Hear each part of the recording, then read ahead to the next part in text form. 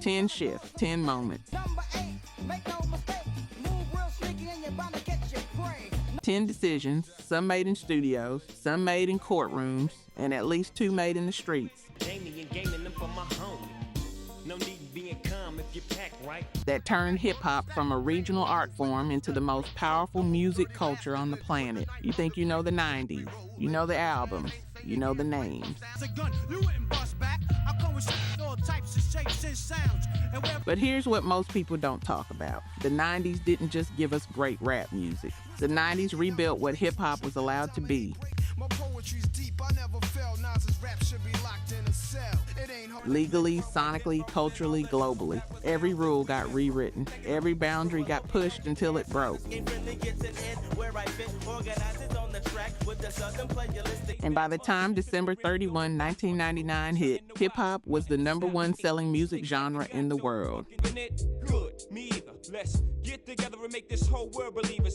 It didn't happen by accident. This is how it happened.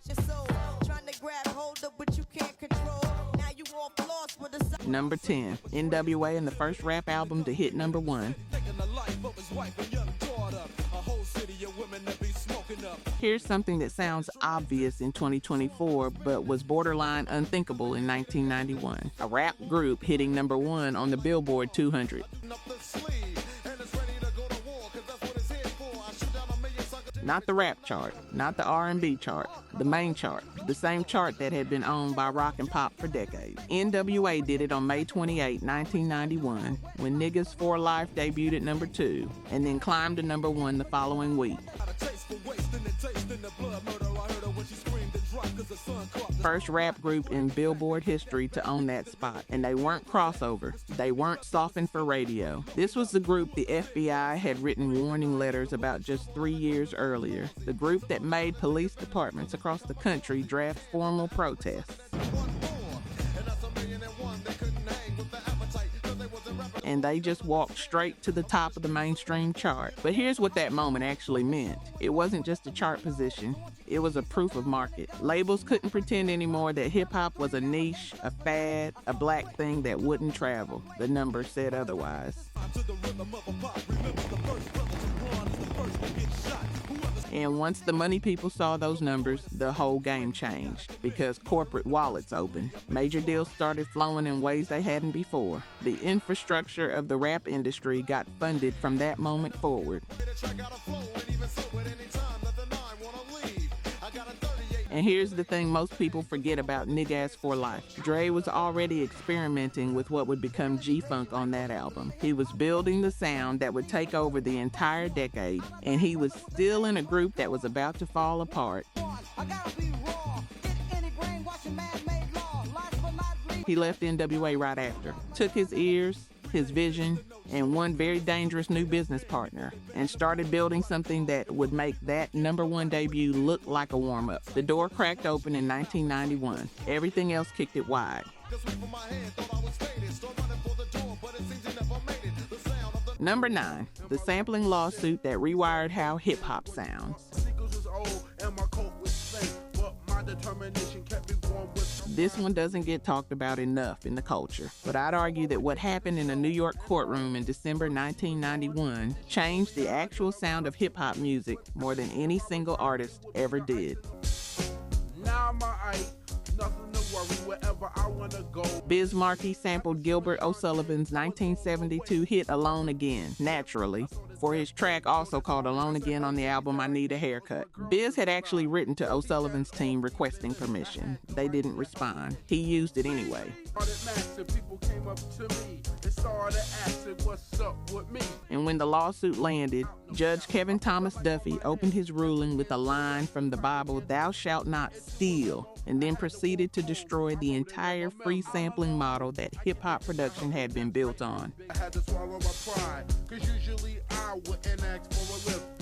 The album was recalled, the track was pulled, and the ruling established that from now on, you had to clear every sample before you used it, every single one. You know what that costs? A lot. Sometimes a 6-figure fee for a 2-second loop. Labels started turning down beats because clearing the samples was too expensive. Producers who had built entire aesthetics around dense layered samples, the Public Enemy approach, that wall of sound suddenly couldn't afford to make music the same way. And here's what I find fascinating about this. Rather than killing hip-hop's creativity, it redirected it. Producers who couldn't afford samples started building original beats. RZA retreated to his basement and invented the Wu-Tang sound from scratch. A generation of producers learned to create rather than borrow. The sound of the mid-90s, those sparse, hard boom-bap beats, owes a debt, indirectly, to a judge who barely understood hip-hop. Biz even named his next album All Samples Cleared, released in 1993, because he had no other choice. If you were making beats in that era, you know exactly what I'm talking about. If you made it this far, you already know. You're not here for the algorithm highlights and TikTok clips. You're here for the real story. Here's what's crazy. 96% of people watching right now won't subscribe. They'll get the knowledge, then YouTube will bury us in their feed forever, which means when we drop that upcoming video, you'll never see it. Look, hip-hop radio ain't for everybody, but if you're still here, it's definitely for you. Hit subscribe so you don't miss the next chapter. Real recognize real. Number 8, The Chronic and the Birth of G-Funk. December 15, 1992, Death Row Records. Dr. Dre drops The Chronic. I want you to understand what this album actually did to the listening experience. You had been hearing hip-hop that was sharp, aggressive, confrontational, Public Enemy's siren-soaked wall of sound, the East Coast boom-bap punch. And then Dre came out with something that felt like it was rolling towards you at 15 miles per hour with the windows down. Deep bass, smooth synth lines borrowed from Parliament Funkadelic and Stack Soul. Laid-back flows over beats that somehow felt both dangerous and comfortable at the same time. He called it G-Funk.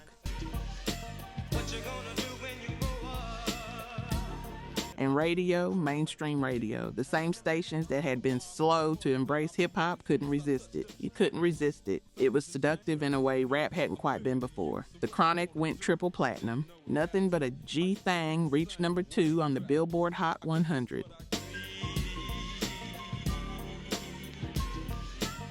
And for the first time, the center of gravity in hip-hop moved from New York to Los Angeles. That shift, the West Coast taking the crown, defined the first half of the decade. Death Row Records, founded just a year earlier in 1991, became the most powerful label in rap. And Snoop Dogg, who never released an album, was already the most talked about new voice in the country just from his guest appearances. But here's where the story gets complicated, because the same label, the same success, the same Suge Knight who made all of that possible was going to end in a way that nobody who was celebrating in 1992 could have predicted. And the reverberations of what Death Row built and then burned would reshape everything that came after. Too late, damn, down goes another nigga, bouncing off the walls. Kanye West said The Chronic was the benchmark he measured his albums against. Think about what that means. That's a statement about standard. That's not praise. That's a measurement of what great actually is. Number 7, Wu-Tang and the Independent Label Model. November 9, 1993. Enter the Wu-Tang, 36 Chambers. But stay with me on this one because the album is legendary, and you know that. What you might not fully know is the business move underneath it. things first, man. You with the worst, I'll be sticking pins in your head. RZA negotiated a deal nobody had ever seen before in hip-hop. Wu-Tang signed with Loud Records for the group album, but each individual member maintained the right to sign solo deals with other labels. 9 MCs scattered across different imprints.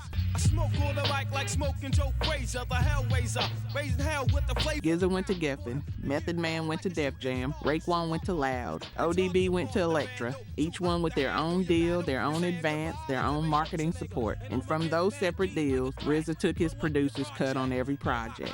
No better, but I do. True, can I get a show?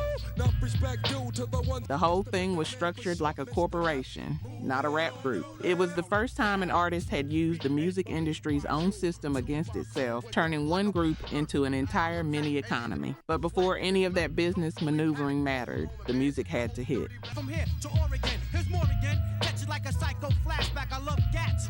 And that album hit in a way that nobody in 1993 was prepared for. RZA built beats from his basement in Staten Island using a sampler and deep knowledge of martial arts films and jazz records. Like math, so if you wanna try to flip on the next man, 'cause I'll grab the clip. 9 MCs with completely distinct voices and styles, flowing over production that felt like it was made in a different dimension from anything on radio. Cream dropped as a single in January 1994 and became an anthem for a generation that had no illusions about what it took to survive.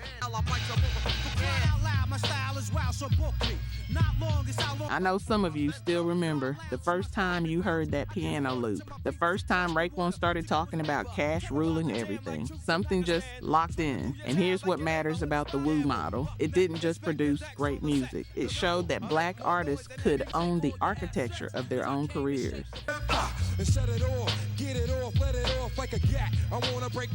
That you could build an empire from Staten Island, from a basement, from records nobody else was checking for. Every artist who ever started their own label, structured their own deals, or protected their publishing owes something to what RZA drew up in 1993. Number 6, Illmatic, Ready to Die, and the lyrical standard that changed everything. This one I need you to feel, not just hear. 1994, the same calendar year. Nas drops Illmatic on April 19th. Biggie drops Ready to Die on September 13th, both debut albums, both from New York. Both recorded when these men were teenagers. Nas was 20, Biggie was 22. And between those two albums, the bar for what a rap lyric could do was set so high that people are still reaching for it 30 years later. Nas was painting pictures, whole worlds in 8 bars. He wasn't rapping about Queensbridge, he was showing you Queensbridge. The smell of it, the weight of it, what it did to the people who grew up there. DJ Premier's beats were spare, almost skeletal, and Nas filled every inch of that space with images that hit you like short stories. The world is yours. 5 syllables that somehow summarized an entire philosophy of survival and ambition at the same time. Biggie was doing something different, but equally impossible. He was making the most dangerous situations sound like punchlines and then hitting you with the weight underneath the joke before you finished laughing. He could make you feel the desperation of the street and keep you head nodding at the same time. That combination had never existed before. And here's what I think about when I hear both of these albums back to back. They weren't competing with each other. They were completing each other. Between them, they defined the two poles that East Coast rap would explore for the rest of the decade. And beyond cinematic introspection versus street storytelling with a dark sense of humor. Every lyricist who came after had to figure out where they stood in relation to those two poles. If either of those albums was in your rotation when it dropped, you know. You just know. Number 5, The South Rises, Outkast in the 1995 Source Awards. April 26, 1994, Atlanta, Georgia. Two teenagers named Andre Benjamin and Antoine Patton, better known as Andre 3000, and Big Boy released their debut album, Southern Playlist de Cadillac Music, on LaFace Records. It charts at number 20 on the Billboard 200, goes platinum, and introduces a voice that sounds like nothing anyone had heard before. And then came the 1995 Source Awards. That night is remembered mostly for Suge Knight disrespecting Puff Daddy on national television. But the moment that actually mattered most was quieter, and the crowd didn't let it be quiet. When Outkast won New Artist of the Year, they walked to the stage and the New York audience booed them. Booed them loud and ugly. These were kids from Atlanta. The South wasn't supposed to win anything. The South was supposed to be watching, not competing. Andre 3000 stepped to the mic and said something that became one of hip-hop's defining statements. He said, "The South got something to say." That's it. That's the whole speech. And it was enough. Because what he was really saying was, the geography of hip-hop is bigger than New York and LA. And over the next 10 years, he proved it not with arguments, but with music. Each album stranger and more ambitious than the last, each one expanding what hip-hop was allowed to sound like, what it was allowed to think about. And here's what's wild. The South they were representing in 1994, Atlanta, Houston, New Orleans, would come to dominate hip-hop in the 2000s so completely that the coast would have to adapt to the South's tempo, not the other way around. Outkast didn't just represent Atlanta. They announced the arrival of an entire region. The boos at the Source Awards, those were the sound of something old refusing to let go. Andre 3000's 5 words were the sound of something new that wasn't asking permission. Number 4, the East-West War, the deaths of Tupac and Biggie, and what it cost the culture. I'm going to tell you the truth about this one, because the East Coast-West Coast beef gets romanticized sometimes, turned into mythology, into entertainment. And it wasn't entertainment, it was a tragedy. By 1995, what had started as label competition and competitive chest puffing between Death Row and Bad Boy Records had turned into something that didn't have an easy off switch. Songs became diss tracks. Diss tracks became public threat. And everything got amplified by media that treated it like sports. Now everybody's looking for the ladder. And ain't no need in being greedy. By an industry that profited from the drama, by two sides that had lost track of where the music ended and the real world began. September 7, 1996. Tupac Shakur, 25 years old, shot in Las Vegas, leaving a Mike Tyson fight. He died 6 days later. March 9, 1997, the Notorious B.I.G., 24 years old, shot in Los Angeles after a music industry event. He died the same night, 6 months apart. Two of the most gifted artists the culture had ever produced. Both unsolved cases that dragged on for decades. And Nas, who watched all of this from New York, said in 1999 that when those two died, he thought it was the end of rap. That's not hyperbole. That's what it felt like inside the culture. First things first, I pop freaks all the honeys, dummies, playboy. The two biggest stars were gone. Death Row collapsed in the aftermath. The East-West War suddenly had nobody left who wanted to fight it. But here's what the culture did with that grief. It didn't disappear, it transformed. I got that good love, girl, you didn't know.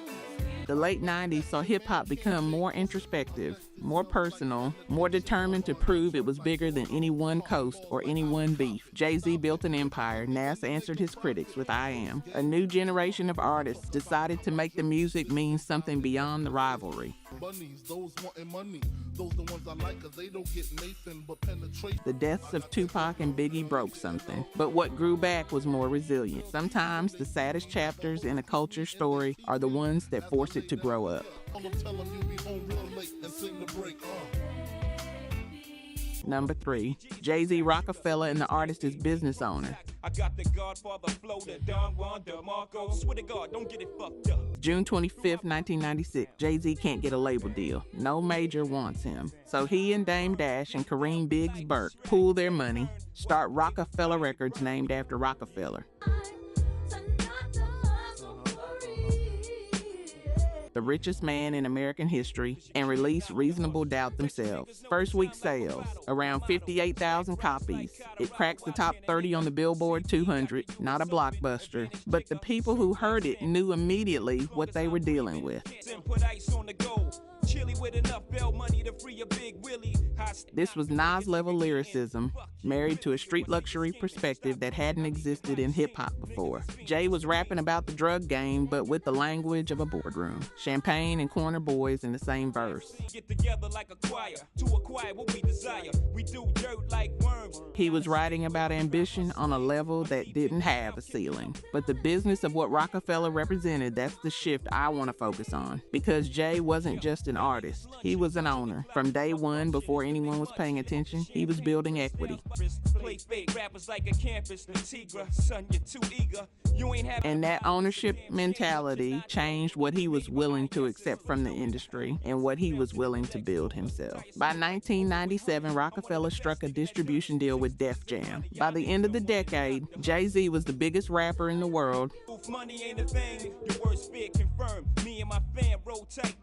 Not just because of the music, but because of the infrastructure he built around it. The label, the brand, the understanding that your name was an asset you could own, not just a credit on someone else's ledger. And here's what I think about when I hear those early Rockefeller records. There were artists in 1996 with more commercial success who ended up with nothing because they didn't understand what Jay understood at 26 years old. The music is how you get in the room. The business is how you stay in the room and eventually own the room. Reasonable Doubt was inducted into the Grammy Hall of Fame in June 2025. It took almost 30 years for the institution to officially recognize what the streets already knew in '96. Some of y'all just nodded. You know which side of that you were on when the album dropped. Slick like a gato, fucking Jay-Z. My pops knew exactly what he did when. Number 2, the miseducation of Lauryn Hill in hip-hop's Grammy moment. August 25, 1998. Lauryn Hill releases The Miseducation of Lauryn Hill on Rough House and Columbia Records. She sells 422,000 copies in the first week, the largest first week sales for a debut album by any female artist in history at that point. It goes to number 1 on the Billboard 200, and then she takes it to the Grammys. At the 41st Grammy Awards in 1999, she wins 5, including Album of the Year, the first hip-hop album in the history of the Recording Academy to win that award. She was 23 years old. She walked up to that stage and said, "This is crazy because this is hip-hop music." And in the room, Whitney Houston, who presented the award, was screaming in celebration before the name was even fully out of her mouth. Sony had already told her this album was coffee table music. Her own label wasn't sure what to do with it. She had blended hip-hop, reggae, neo-soul, and R&B into something so personal and so complete that it didn't fit any single radio format. She was rapping and singing. She was producing. She was making a statement about black womanhood and love and spirituality that nobody in hip-hop had articulated quite like that before. And the establishment that had ignored hip-hop for 20 years, that had treated it like a trend, like a threat, like a problem, that same establishment gave her its highest honor. Here's what that Grammy win actually meant. It wasn't just validation. It was proof that hip-hop had developed a sophistication and an artistic range that could no longer be dismissed or marginalized. If you could win Album of the Year, you were no longer a genre fighting for a seat at the table. You were the table. And the only other hip-hop album to win that Grammy since, Outkast's Speaker Box, The Love Below in 2004. 2 wins in 25 years. That's how rare the moment was, and Lauren made it first. I already know some of you have a strong opinion about what she did after this album. Drop it in the comments. Number 1, hip-hop becomes the number 1 genre. What it actually means. By the end of 1999, something happened that no one who was standing on a Bronx corner watching DJ Kool Herc loop a break in 1973 could have fully imagined. Hip-hop and R&B had become the top-selling music genre in the United States. Not for a moment, not a fluke, the top, period. Rock was behind it, country was behind it, pop was behind it. The genre that America's mainstream music industry had spent 2 decades trying to contain, control, or dismiss was now the engine driving the whole machine. And here's what I need you to sit with. This didn't happen because the mainstream suddenly understood hip-hop. It happened because hip-hop had gotten so big, so culturally dominant, so woven into the fabric of American life that the mainstream had no choice but to follow it. Think about what the 90s actually built. It built an independent label model through Wu-Tang and Rockefeller that proved artists could own their work. It built a sonic language through G-Funk and boom bap and southern rap that gave every region a voice. It forced the legal system to reckon with sampling and created a generation of producers who had to be more creative because of it. It gave us Illmatic and Ready to Die and set a lyrical bar that defined what greatness meant. It gave us the South saying it had something to say and being right. It survived the loss of 2 giants and came back more determined than before. It earned the Grammy it deserved and proved it could compete on every level the establishment valued. Billboard added hip-hop to the name of its R&B chart in December 1999, not as an afterthought, as a recognition. The genre earned its name on the chart that had tracked American music for decades. That's not a small thing. That's a complete transformation of an industry, a culture, and a conversation accomplished in 1 decade, starting from a place where the establishment didn't even believe it was real music. The 90s didn't just change hip-hop. The 90s used hip-hop to change everything. And whatever you love about the music today, the production, the lyricism, the artist ownership, the global reach, it has roots in what got built during those 10 years.